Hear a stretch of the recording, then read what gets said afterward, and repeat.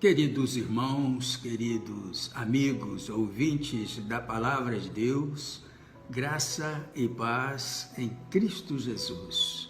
Amém? Irmãos, hoje nós vamos falar sobre as figuras da nossa salvação. Quais são e o que elas representam. Nós vamos compartilhar com os amados irmãos e amigos o texto bíblico de Efésios, capítulo 2, versículos 8 e 9, que dizem assim: porque pela graça sois salvos, por meio da fé. E isto não vem de vós, é dom de Deus. Não vem das obras, para que ninguém se glorie. Amém? Figuras da nossa salvação. Este é o título desta mensagem.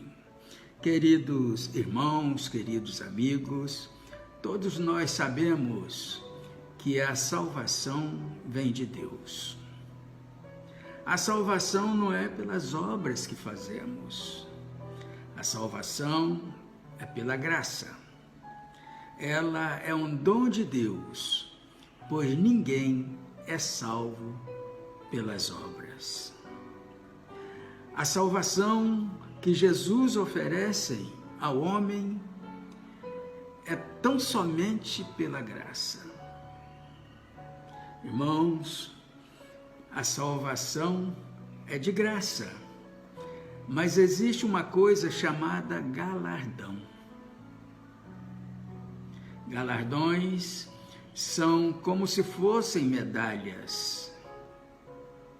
A salvação é igual para todos. Não existe ninguém mais salvo ou menos salvo do que o outro. Nada disso. Contudo, galardão é uma recompensa, é uma espécie de prêmio. Assim sendo, todos nós precisamos tomar a nossa cruz.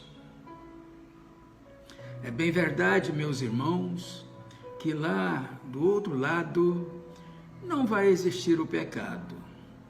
Lá ninguém vai ficar com inveja um do outro. Nada disso vai acontecer. Irmãos, a cruz não é o sacrifício. A cruz é a vontade de Deus. Muitas pessoas não entendem o que é a cruz. Alguns podem até dizer: minha esposa é a minha cruz. Minha sogra é a minha cruz. O meu chefe é a minha cruz.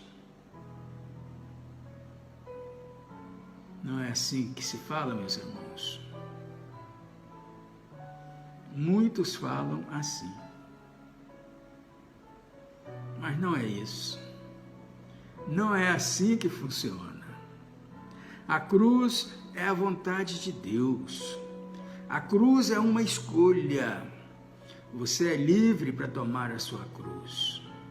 Eu sou livre para tomar a minha cruz. Nós somos livres para tomar a nossa cruz. Muitas pessoas podem pensar assim: irmão Joelson, se eu for como um cristão que a Bíblia diz, a minha vida não vai ter propósito. Eu não vou ter alegria. Eu não vou sorrir. Ao contrário, meu irmão, Jesus disse assim: deixo-vos a paz, a minha paz vos dou, não vou-la dou como o mundo a dá. João capítulo 14, versículo 27. Daí, entendemos, meu irmão, que a nossa alegria vem do Senhor, a nossa paz vem do Senhor. meu irmão, meu amigo, Jesus nos deixou a vida, a sua própria vida. Sabe, meu irmão, é algo tão diferente aquilo que vem do Senhor. A vida só é vida mesmo quando vivemos dessa maneira. Pois o que adianta o homem ganhar o mundo inteiro e perder a sua alma? Infelizmente, muitas pessoas ficam no foco de ganhar o mundo inteiro. Quanto mais coisas você tiver, mais sentido a sua vida vai ter. Assim pensam essas pessoas.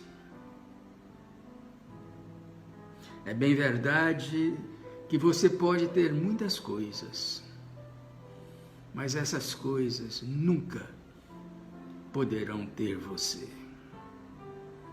Tudo vai ficar aqui. A única coisa que você vai levar é aquilo que você recebe de graça pela misericórdia de Deus, que é a sua salvação. Aquilo que Jesus outorgou, aquilo que Jesus lhe deu.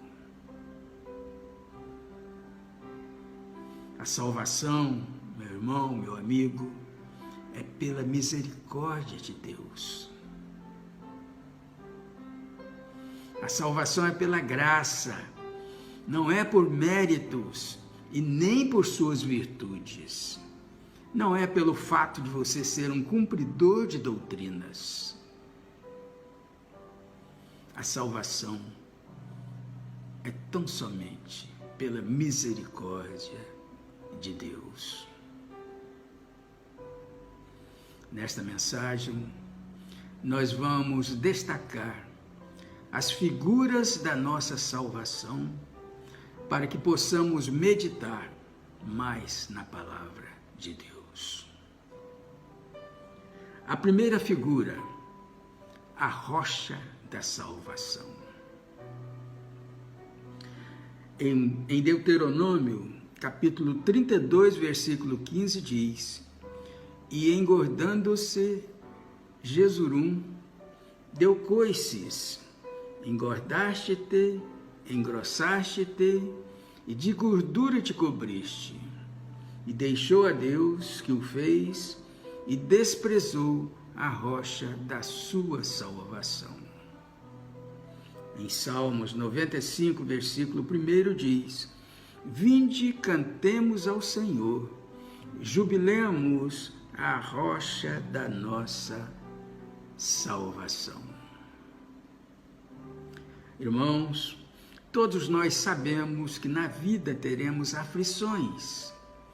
A própria Bíblia nos afirma isso. Mas Jesus é a rocha eterna. E quem firma a sua vida nele, experimenta a salvação e estará seguro e estável para sempre.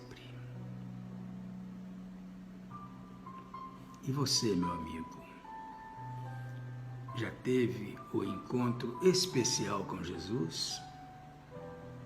A Bíblia diz que Jesus é a rocha da salvação. Quem aceitar Jesus como Senhor e Salvador de sua vida, estará seguro para sempre. Pense nisso, meu amigo. Pense nisso. A segunda figura, a fonte da salvação.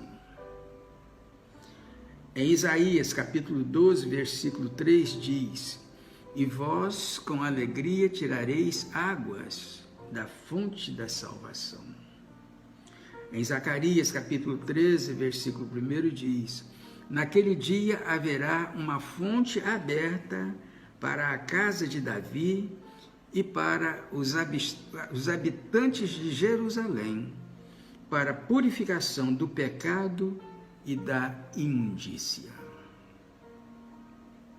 Irmãos, a palavra de Deus diz que Jesus é a fonte de água viva. Isso significa, meus irmãos, que Ele é a única fonte de vida e a única fonte de sustento e conforto para todos que o procuram. Assim como a água é essencial para a nossa sobrevivência, Jesus é essencial para a nossa vida. Somente Ele pode nos satisfazer completamente. Somente Jesus. E você, meu amigo? Você já bebeu água dessa fonte? Essa é a única água que nos satisfaz completamente. Pense nisso. Pense nisso. A terceira figura, o capacete da salvação. Em Isaías, capítulo 59, versículo 17, diz: pois vestiu-se de justiça como de uma couraça, e pôs o capacete da salvação na sua cabeça, e por vestidura pôs sobre si vestes de vingança, e cobriu-se de zelo como de um manto. Em Efésios, capítulo 6, versículo 17, diz: tomai também o capacete da salvação e a espada do Espírito, que é a palavra de Deus. Irmãos, aqui nós vimos que o capacete da salvação significa a segurança da salvação que protege a mente do crente das dúvidas e dos medos lançados por Satanás. Confiando plenamente na fidelidade de Deus, todo cristão verdadeiro pode ser confortado com a certeza de sua salvação. E isto é fundamental na batalha espiritual durante esta vida terrena. O apóstolo Paulo fala sobre o capacete da salvação ao exortar os cristãos de Éfeso acerca da urgência em investir a armadura espiritual que Deus concede ao crente. Daí, meu irmão, meu amigo, aqui está demonstrado a importância do capacete da salvação para todos nós. A quarta figura, o cálice da salvação.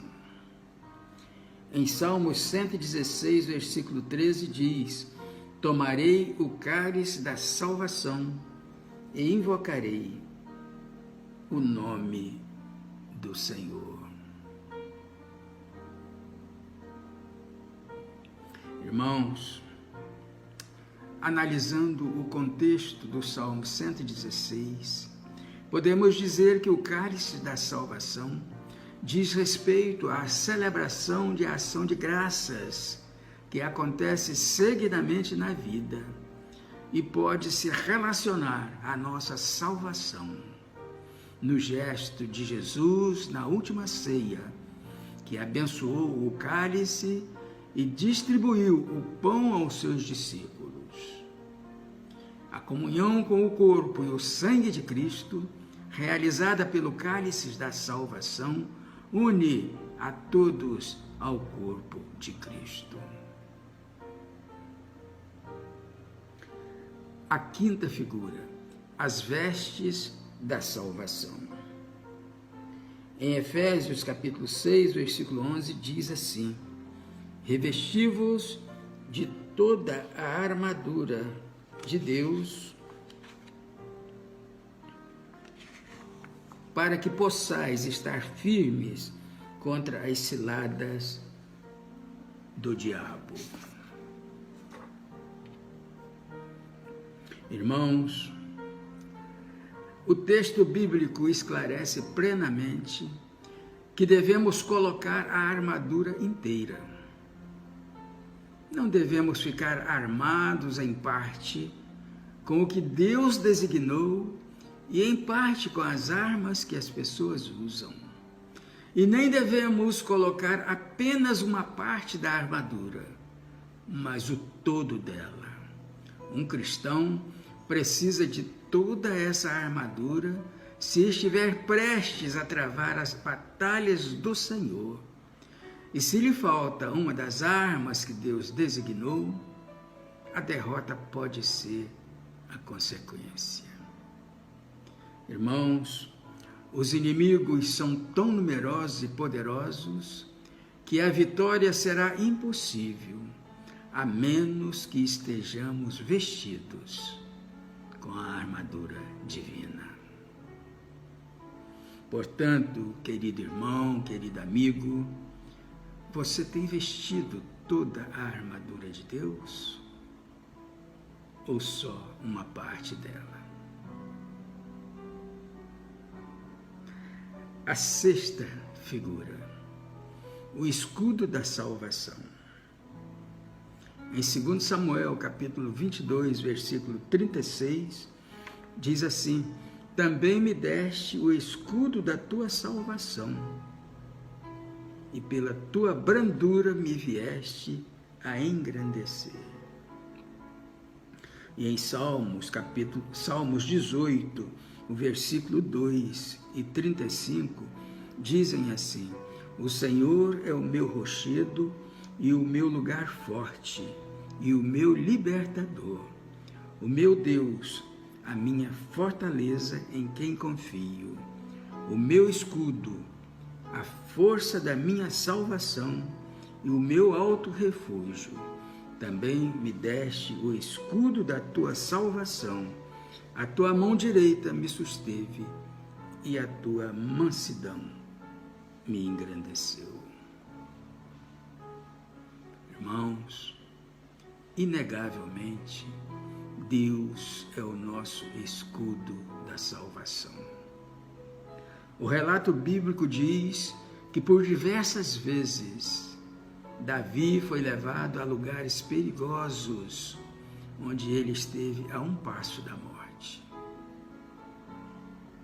Mas em toda a sua vida, ele viu a mão de Deus salvando-o e protegendo-o dos sérios perigos. O Senhor Deus é escudo e auxílio. Isso significa que Ele está sempre à nossa frente, cuidando de todos nós. A sétima figura, a tocha acesa da salvação. Em Isaías, capítulo 62, versículo 1, diz: por amor de Sião, não me calarei, e por amor de Jerusalém, não me aquietarei, até que saia a sua justiça como um resplendor, e a sua salvação como uma tocha acesa. Queridos irmãos, queridos amigos, neste texto, o profeta Isaías fala de uma predisposição em continuar sendo o arauto de Deus neste mundo até que a salvação seja plena. O texto é profético e não se restringe a Jerusalém temporal, mas retrata a Sião espiritual, retrata a esperança cristã de participar da glória do Filho junto com Deus nos céus. Para tanto, Isaías está determinado a não se calar, a ser uma voz profética neste mundo, pois ele tem convicção de que os céus, na vida do servo de Deus, se iniciam no aqui e agora. A manifestação em plenitude dessa salvação, ele compara a uma tocha acesa. Portanto, meus irmãos, meus amigos, ao concluir esta mensagem, nós conseguimos destacar 7 figuras da nossa salvação e o que elas representam. A primeira figura, a rocha da salvação. Aqui nós aprendemos que Jesus é a rocha eterna, ou seja, a rocha da nossa salvação. A segunda figura, a fonte da salvação. Esta figura representa Jesus como a fonte que sacia a sede, ou seja, a fonte da nossa salvação. A terceira figura, o capacete da salvação. Com essa figura, nós aprendemos, meus irmãos, que o capacete da salvação significa a segurança da salvação, que protege a mente do crente das dúvidas e dos medos lançados por Satanás. A quarta figura, o cálice da salvação. Irmãos, a Bíblia sugere o entendimento de que a comunhão com o corpo e o sangue de Cristo, realizada pelo cálice da salvação, une a todos nós ao corpo de Cristo. A quinta figura, as vestes da salvação. As vestes da salvação refere-se à armadura de Deus. Portanto, meus irmãos, meus amigos, devemos estar sempre vestidos de toda a armadura de Deus para que possamos estar firmes e preparados contra as astutas ciladas do diabo. A sexta figura, o escudo da salvação. Irmãos, inegavelmente Deus é o nosso escudo da salvação. Nesta figura nós aprendemos que o Senhor Deus é escudo e auxílio. Isso significa, meus irmãos, que Ele está sempre à nossa frente, cuidando e protegendo a todos nós. A sétima figura, a tocha acesa da salvação.